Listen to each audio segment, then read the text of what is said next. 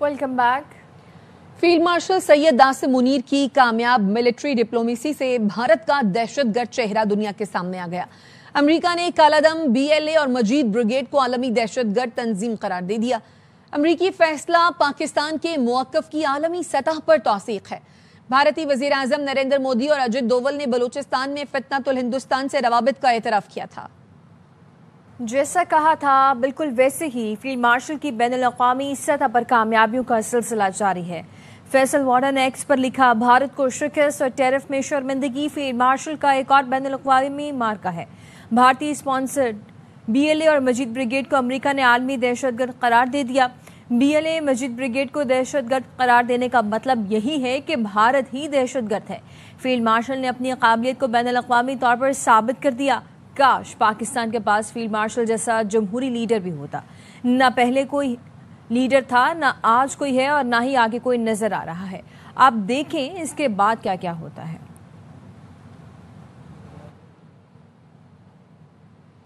پاکستان اور ٹرمپ حکومت کی بڑھتی قربت نے بھارت کی تشویش میں اضافہ کر دیا۔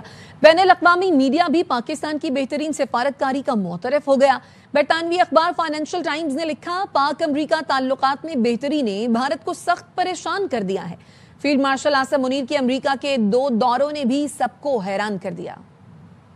فیلڈ مارشل عاصم منیر کی زیرک حکمت عملی، بین الاقوامی میڈیا بھی پاکستان کی بہترین سفارتکاری کا معترف۔ برطانوی اخبار فائنینشل ٹائمز نے لکھا، ٹرمپ انتظامیہ سے پاکستان کے تعلقات تیزی سے بہتر ہو رہے ہیں۔ بھارت کو اس بدلتی صورتحال میں سخت دھچکا لگا۔ بھارت کے ساتھ کشیدگی کے بعد فیلڈ مارشل عاصم منیر کے امریکہ کے 2 دوروں نے سب کو حیران کر دیا۔ ان دوروں نے پاک امریکہ تعلقات کو غیر متوقع گرم جوشی بخشی۔ فیلڈ مارشل عاصم منیر نے واشنگٹن میں صدر ڈونلڈ ٹرمپ کے ساتھ کھانا کھایا۔ دوسرے دورے میں فیلڈ مارشل عاصم منیر نے فلوریڈا میں امریکی سینٹرل کمانڈ کے سربراہ جنرل مائیکل کوریلا کی ریٹائرمنٹ تقریب میں شرکت کی اور جنرل ڈین کین کو یادگاری شیلڈ پیش کی اور پاکستان آنے کی بھی دعوت دی۔ وائٹ ہاؤس سے براہ راست رابطوں اور ٹرمپ کے قریبی کاروباری حلقوں سے تعلقات نے پاکستان کو واشنگٹن کی ترجیحات میں سر فہرست لا کھڑا کیا۔ پاکستان کی سینئر فوجی قیادت نے دہشت گردی کے خلاف تعاون، کرپٹو کرنسی اور معدنی وسائل کے شعبوں میں امریکی مفادات کو راغب کرنے کی منظم حکمت عملی اپنائی۔ پاکستان کی کامیابی کا ایک اہم ستون اس کی کرپٹو ڈپلومیسی رہی۔ فائنینشل ٹائمز کے مطابق جنرل عاصم منیر نے بیجنگ اور ایران کے ساتھ تعلقات مضبوط کیے، جبکہ صدر ٹرمپ کے ساتھ قربت بڑھائی۔ مڈل ایسٹ انسٹیٹیوٹ کے ماہر ماروین وین بام کہتے ہیں، پاکستان ایک نایاب ملک ہے جو متعدد عالمی طاقتوں کے ساتھ متوازن تعلقات رکھتا ہے۔ برطانوی اخبار کے مطابق بھارت نے روس سے تیل کی خریداری کی وجہ سے 50% ٹیرف کا سامنا کیا، جس سے اس کی سفارتی اور معاشی مشکلات میں اضافہ ہوا۔ پاک بھارت تنازع میں پاکستان نے تحمل اور طاقت کا امتزاج دکھایا۔ امریکہ اور خلیجی ممالک کی ثالثی سے جنگ بندی ہوئی، جس کا کریڈٹ پاکستان نے صدر ٹرمپ کو دیا، جبکہ بھارتی وزیر اعظم نریندر مودی نے ٹرمپ کی ثالثی کی تردید کی اور کہا جنگ بندی فوجوں کے براہ راست رابطوں سے ہوئی۔ ضلع یوب کے علاقے سمباسا میں سیکیورٹی فورسز نے آپریشن کرتے ہوئے مزید 3 بھارتی اسپانسر دہشت گرد جہنم واصل کر دیے ہیں۔ ترجمان پاک فوج کا کہنا ہے کہ 7 اگست سے جاری آپریشنز میں ہلاک بھارتی اسپانسر خوارج کی تعداد 50 ہو گئی ہے۔ جو مارکہ پاکستان نے فتح کیا اس کا شکر ادا کرنا چاہیے۔ وزیر دفاع خواجہ آصف نے پارلیمنٹ میں میڈیا سے گفتگو کرتے ہوئے کہا، مارکے میں فتح کا اعتراف پوری دنیا کر رہی ہے۔ آزادی اور اللہ کی تمام نعمتوں کا شکریہ ادا کرنا چاہیے۔ جو فتح نصیب کی ہے 14 اگست سے 2-3 ماہ کا بھی جو ہے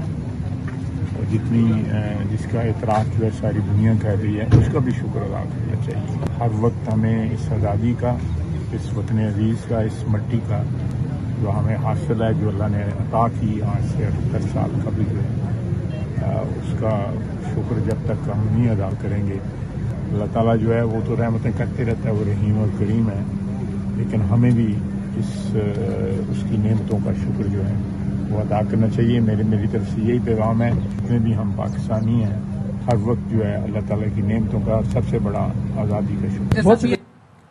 پاک بھارت جنگ کے دوران BLA اور مجید بریگیڈ نے کھل کر مودی کی حمایت کا اعلان کیا۔ ہم جانتے ہیں یہ دہشت گرد تنظیمیں ہیں۔ امریکہ نے پاکستان کے اس نقطے کی توثیق کی، یہ پاکستان کی بڑی کامیابی ہے۔ بلاول بھٹو کہتے ہیں 9 مئی کو سیاسی جماعت نے فوج کے اداروں پر حملہ کیا، ہم ابھی تک اس کے نتائج بھگت رہے ہیں۔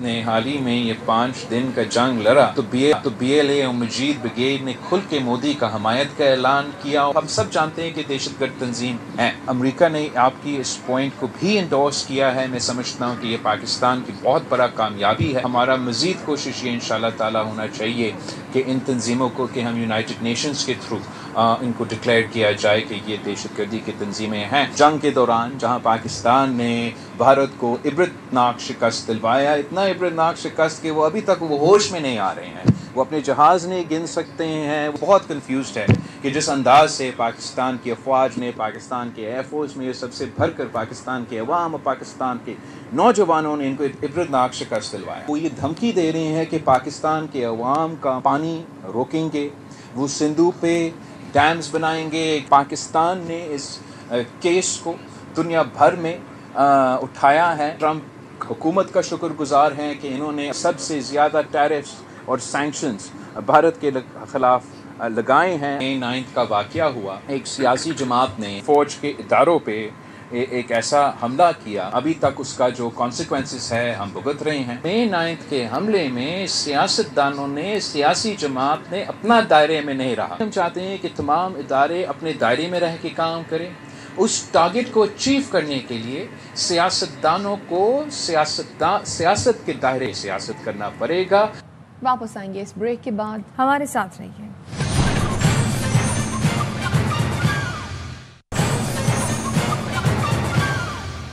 Welcome back. اسپیکر قومی اسمبلی نے تحریک انصاف کو پھر مذاکرات کی دعوت دے دی۔ یا صادق نے کہا مجھے کسی گرینڈ جرگے کی سمجھ نہیں آتی، اصل گرینڈ جرگہ پارلیمنٹ ہے، جو بھی مسائل ہیں یہاں بیٹھ کر بات کریں، میں سہولت دینے کے لیے تیار ہوں، دونوں جانب سے منتخب ارکان پر مشتمل کمیٹی بنا دیتا ہوں، حکومت سے اپنے مطالبات منوائیں۔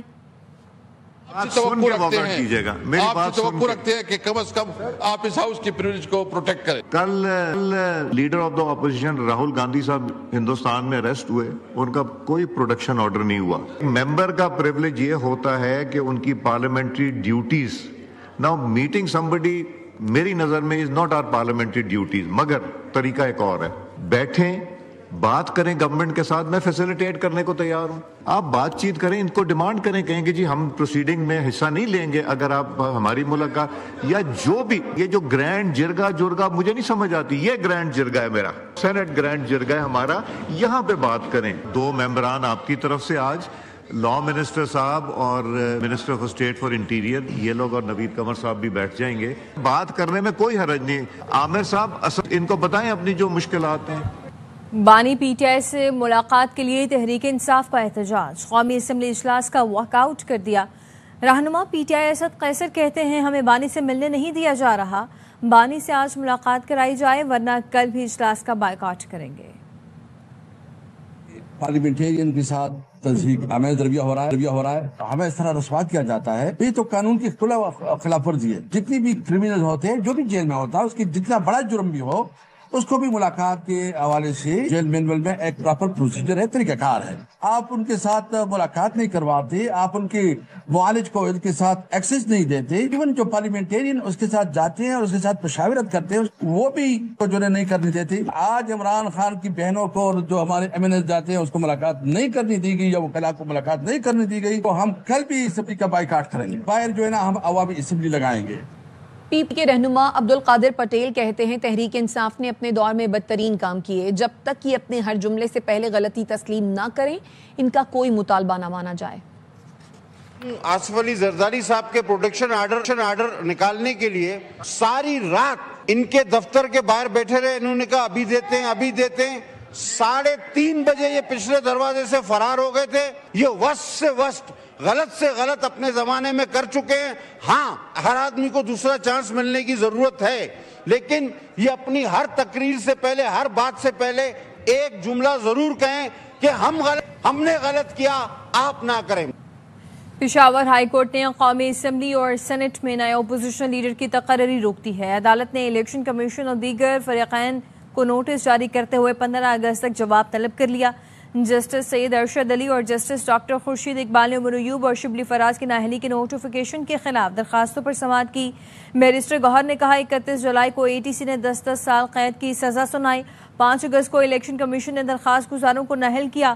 اپوزیشن لیڈر آئینی عہدہ ہے، اسمبلی رول 39 کے تحت اپوزیشن لیڈر بنتا ہے۔ سپریم کورٹ کا فیصلہ موجود ہے کہ الیکشن کمیشن کسی ممبر کو نااہل قرار نہیں دے سکتا۔ چیئرمین PTI بیرسٹر گوہر کا کہنا ہے نااہلی کسی مسئلے کا حل نہیں، نااہلی کا سیزن اب ختم ہونا چاہیے۔ ہم 180 سیٹیں جیت چکے تھے، 90 سیٹوں کے ساتھ اسمبلی میں گئے، اب 76 سیٹیں رہ گئی ہیں۔ سب سے درخواست کروں گا اب ہوش کے ناخن لیں۔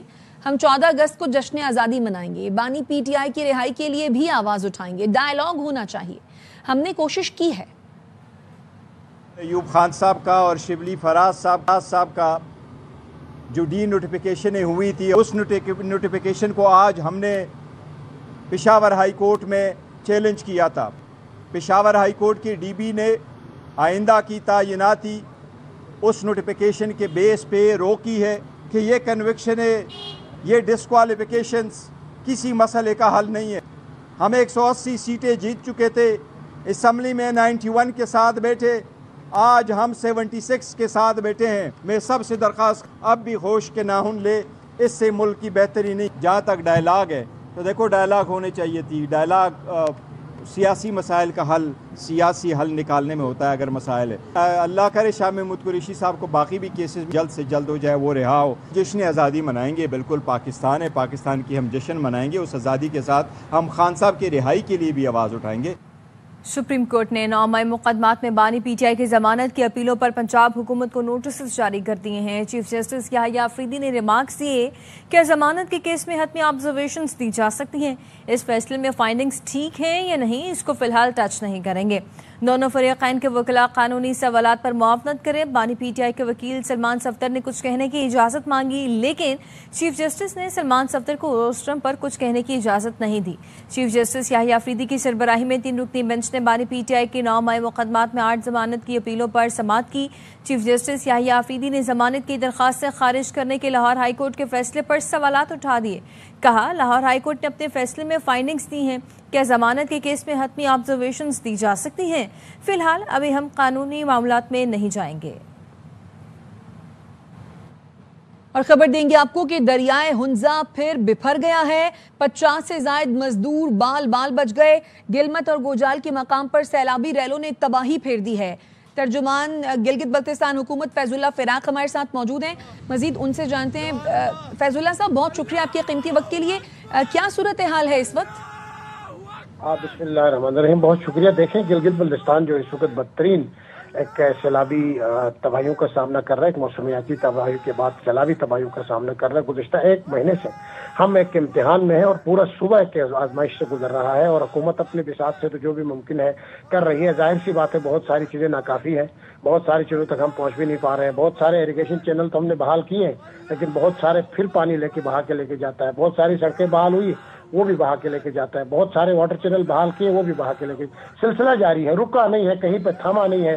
اور آج بھی آپ دیکھیں کل شاہراہ بابوسر پر بھی سیلاب آیا تھا، لیکن کوئی جانی نقصان نہیں ہوا۔ اور آج رات کو اور صبح کو شگر کے مقام پر بھی سیلاب آیا، زرعی زمینیں، فصلیں، درختان کو بہت نقصان کیا۔ اور اب جو ہے ابھی کچھ دیر پہلے ہنزا گجال گلمت کے مقام پر جو شاہراہ ریشم میں آگے خنجراب ٹاپ کو ملاتا ہے، وہاں پہ بدترین قسم کا دریا کا بہاؤ آ گیا اور سیلابی ریلا آ گیا وہاں پہ، جس کی وجہ سے 50 کے قریب جو مزدور تھے وہاں پہ، کچھ واٹر چینل پہ ایریگیشن چینل پہ کام کر رہے تھے، بال بچ گئے وہاں پہ، ان کی جانیں بچ گئی۔ اور اس کے ساتھ اوپر سے پتھر گرے، جس کے نتیجے میں شاہراہ کراکرم جو وہاں پہ ہے وہ بلاک ہے، مسافر کچھ وہاں پہ پھنسے ہوئے ہیں۔